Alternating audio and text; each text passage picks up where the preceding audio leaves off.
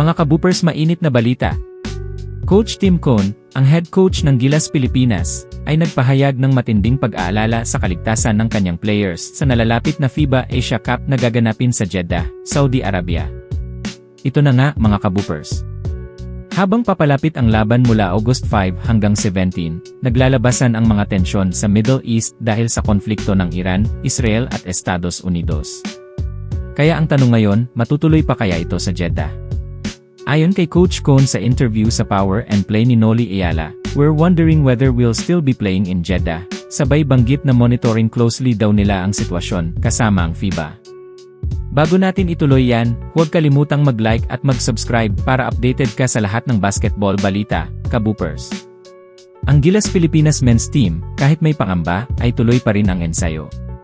Magsisimula na sila ng Monday practices sa June 30, mas maaga kaysa plano para mas buo ang chemistry.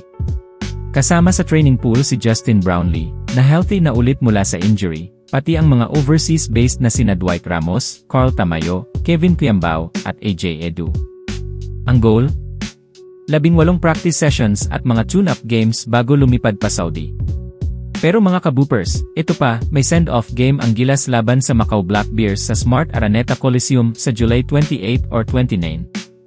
Malupit yan, kaboopers, dahil balita natin, posibleng maglaro roon si Jeremy Lin.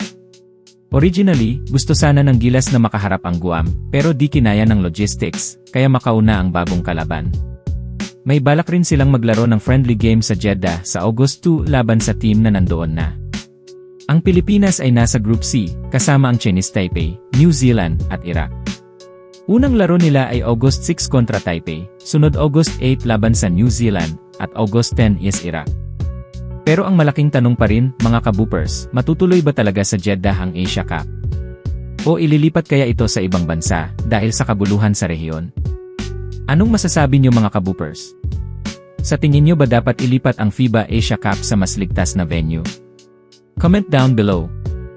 At syempre, huwag kalimutang mag-like at mag-subscribe para lagi kang updated sa mga kaganapan sa basketball world.